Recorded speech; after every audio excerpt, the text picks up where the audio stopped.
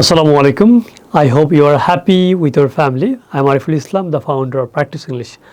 আজকের ক্লাসে আমরা শিখব there are। আগের ক্লাসে আমরা শিখেছিলাম there is, মানে কোনো কিছু আছে।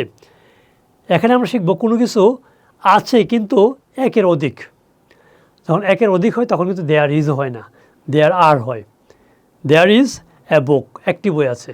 But there is a books কিন্তু হবে না, ভুল হবে।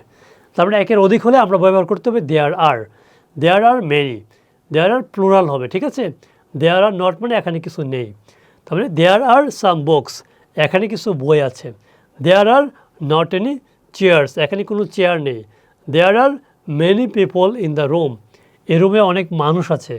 দেয়ার আর নট এনাফ পেন্স, যথেষ্ট কলম নেই। There are flowers in the garden, বাগানে ফুল আছে। There are not any shoes under the table, টেবিলের নিচে কোনো জুতা নেই। তার মানে কোনো কিছু আছে মানে একটা হলে কী হবে, দেয়ার ইজ। যখন একের অধিক হবে তখন কী হবে, দেয়ার আর। তাহলে দেয়ার আর দিয়ে দেয়ার আর বুকস, দেয়ার আর চেয়ার্স, দেয়ার আর পিপল, দেয়ার আর প্যান্স, ফ্লাওয়ার্স, শোজ, ব্যাগস, টয়স, ফ্রুট এবং কি গিফটস। তারপরে কোনো কিছু আছে মানে কি একটা হলে কী হবে, দেয়ার ইজ। একের অধিক হলে কী হবে, দেয়ার আর, ঠিক আছে। সো দেয়ার ইজ এবং দেয়ার আর দিয়ে আপনার আশেপাশে যা কিছুই আপনি দেখতে পাচ্ছেন সেগুলো প্র্যাকটিসের মাধ্যমে শেখার চেষ্টা করুন। তাহলে দেখবেন যে আপনি মুখ ফুটে কথা বলতে পারবেন।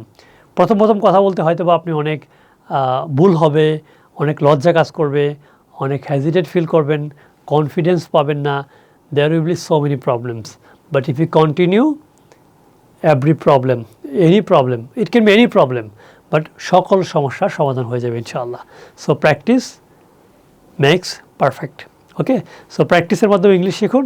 আপনার আশেপাশে কী আছে, দেয়ার ইজ এবং দেয়ার আর দিয়ে বারবার বলার চেষ্টা করুন। কথা হবে পরবর্তী ক্লাসে। আসসালামু আলাইকুম।